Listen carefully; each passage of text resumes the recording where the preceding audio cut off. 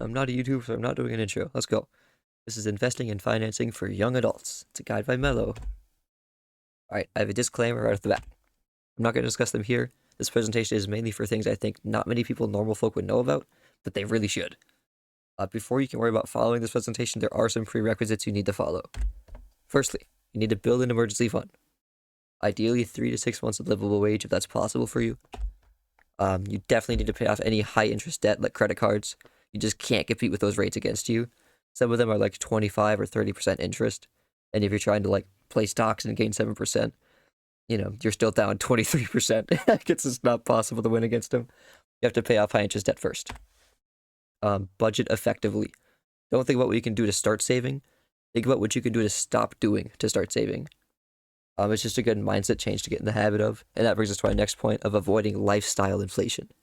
Just because you have more money doesn't mean you need to live differently, or you'll never actually save anything. And last of all, of course, I'm not a financial advisor. I'm a 20-year-old kid who did some research. So please do your own before making any financial decisions. But with that in mind, let's talk about our first topic, annual percent yield. So what is APY? It's basically a number saying how much more money you'll have by the end of the year. So a practical example of that is a savings account and a checkings account. I'm going to use my credit union, Lake Michigan Credit Union, as an example of a real life, these are some actual factual numbers right here. So if I put in $100 today, after 40 years, in my savings account, I'll have $110 because it has 0.25% annual percent yield. That's pretty tragically bad, right? Like $100 today is $110 after waiting 40 years. That sucks. So what is my checkings account? Let's take a look. $326. My money just tripled by having it in a different account. Like, it's that easy. So please make sure you're looking at your APYs. Very, very important, and it's the easiest way to save money. You don't got to do anything. It's just passive. It's just better. So why doesn't everyone just use a checkings account? Like, what's the downside? Well, there's a risk of overspending. You need to have discipline. It's very easy. Like, if I have all of my money in my checkings account, I can just take a debit card and spend all of it in one purchase. So that's pretty scary if you're not disciplined enough. They also usually have prerequisites, like my credit union, Lake Michigan Credit Union, LMCU. They require a direct deposit, at least 10 transaction, and 4 times of opening the app per month before that APY will apply.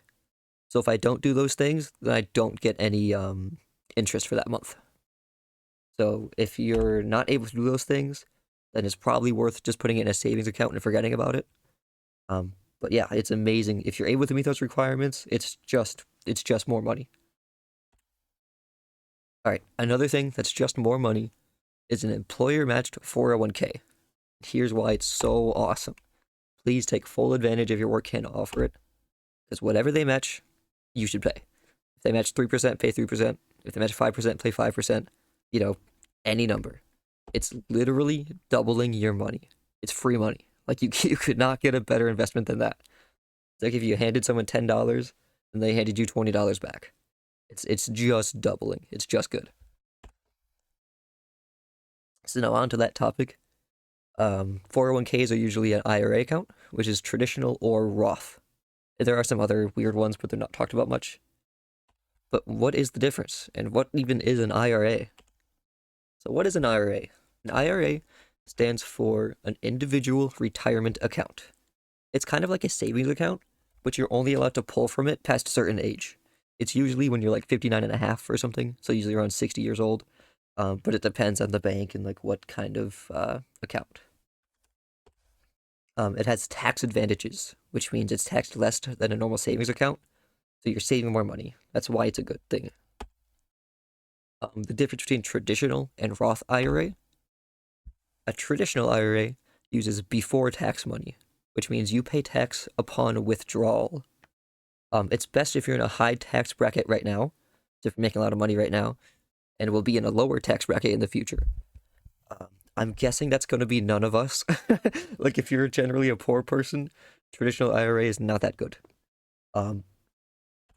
A Roth IRA is the exact opposite. It uses after-tax money, which means you pay tax up front when you deposit it. I'm going to pay tax whenever I put money into that. But when I take it out, when I'm 60 years old, I don't pay tax on that money because I paid it up front. It's best for people that are in a low tax bracket right now, if you're poor right now. And it's good if you're going to be in a higher tax bracket in the future, which should hopefully be all of us, because we're trying to make money here. Now, investing in ETFs. We're going to talk about the eighth wonder of the world, compound investments and compound interest. It is nuts. You're about to witness some insane stuff right here. But first of all, what is an ETF? ETF stands for Exchange Traded Funds. It's a pooled investment of tons of different stocks and bonds, all compiled into one source. It spreads your risk amongst hundreds of different companies, so you're not locked into any one thing. It is volatile in the short-term growth. It goes up and down pretty often from month to month. But where it really shines is long-term growth. It is extremely consistent past the 10-year mark or so. An example of one of these ETFs is the S&P 500 by Vanguard, also known as VOO. It's a collection of the top 500 US companies. It's very diverse and it spreads your risk among, literally 500 different companies. So if one goes bankrupt or something, you still have 499 others to back you up. It averages about 7 to 10% growth per year. And companies will pay you dividends. A dividend is a small amount of money as a thank you for being a shareholder. And you can reinvest that back into your S&P 500. So it can be reinvested, or you can just cash it out if you want. So talking about the Vanguard S&P. Here's a chart from 2011 to 2025. And you can see the monthly rates. They do go down. It's not super consistent month by month. There are some ups and downs. It's kind of risky if you're trying to buy and sell. But where it really shines is in the long term. As you can see, from 2011 to 2025, it went up 5 times, right? 5 times the rest, from $100 to $550. So it's consistently going up the entire time. And that's pretty constant. But how much will you actually earn? So it averages between 7 to 10% growth per year. For our examples, we're going to lowball everything. And let's just say 7%. Assuming we reinvest all of our dividends. If you put in $100 today and wait 1 year, you'll have $107. That makes sense, right? We're using 7%, so after a year, you're getting 7%. The second year, you get $114.49. But wait, where does this 49 cents come from? If we're just getting $7 per year. But it's compounding, right? Compounding investments. So it's not 100 plus 7%. It's 107 plus 7%. And that's going to keep going up. So if we wait 5 years, it'll go to $140. 10 years, almost $200. After 20 years, the $100 you put in today is almost $400. Now that's actually kind of pathetic, right? $100 and you wait 20 years and it's probably not even going to match inflation. But let's say you put in $100 and wait 40 years. Any guesses on how much it'll be? Ready?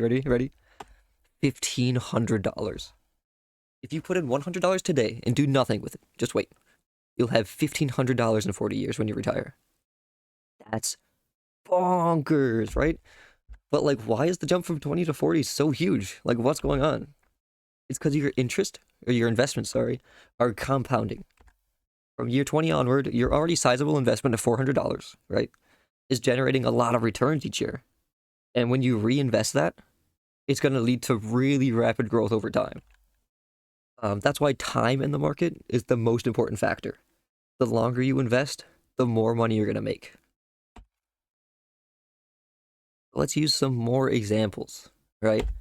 So instead of just $100, let's put in $100 every single month, right? So in the first year, we'll have $1,200. That's 12 months. Plus a little bit of interest. Second year, $2,500. 5 years, $7,000. 10 years, $17,000. After 20 years, we'll have $50,000. Just putting $100 a month, $1,200 a year. In 20 years, we'll have $50,000. And here's the big one, bro. 40 years, $250,000. Oh my god, bro. Compounding investments are nuts. So that's just like, it's insane. Now imagine we put in like, I don't know, 400 a month. You know, you really putting your savings in. In the first year, you have $5,000. It just keeps going up and up and up and up and up. After 40 years, you will literally be a millionaire. You will retire with $1 million. Like, come on. 400 a month is totally doable. And it's like, you can just start investing. It's so easy. $1 million, bro. But what should you know before starting? This is not something that you buy and sell. Like it's not one of those, it's not like a stock that you just like look at and be like, oh man, it's going up today, time to sell. Nope, don't do that. Set up a Roth IRA account. If you remember, that's the one that gets taxed right away. And then when you pull it out, it's tax-free. Set that up and forget about it. When you retire at age 60, you can take it out tax-free. Treat it just like a bill. Just make some monthly payments.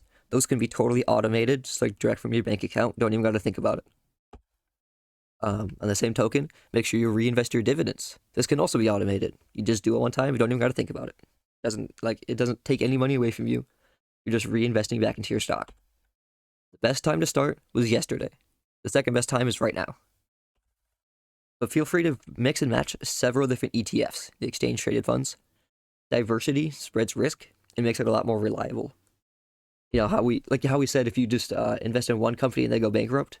So we invested in 500 with the S&P 500. You can do multiple different 500s. And there's also ones that cover like the entire stock market if you wanted to. But okay, so that was a lot of information. Let's just review some of the slides we went over, kind of lock it in. So savings versus checkings. Always check your annual percent yield for maximum growth. If not, you're just kind of not getting as much money as you can. It's very easy. It's passive income. You don't even got to think about it or do anything with it. Just remember, if it is in your checkings account, you need to have some discipline and not spend all of it. Always match your employer's 401k if they offer one. Straight up doubling your money. 5%, 3%, whatever they offer, match it. And traditional versus Roth IRA. For normal people like us, Roth IRA is the way to go. You can pay taxes right now, so you can avoid them when you have more money and get placed in a higher tax bracket. In the exchange trade funds, invest early. Investments compound and lead to the huge savings as you saw, like the 20 to 40 year mark. So the earlier you can do it, the better it is. You don't need to wait for like a lull in the market or anything like that, because time in the market is the most important factor. And it's one of those things where you just set it and forget it. You can set up a Roth IRA for your ETF, and you don't even have to look at it. Now, how do we actually start investing? Choose a brokerage. There's literally phone apps for it. It's so easy. You just download one of the apps. I just listed 3 here as an example. Do your own research and find which one works for you. Open a Roth IRA for the tax-free benefits.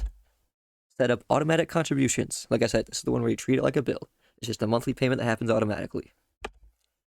Buy the Vanguard or any other ETF. You can mix and match. Do whatever you want.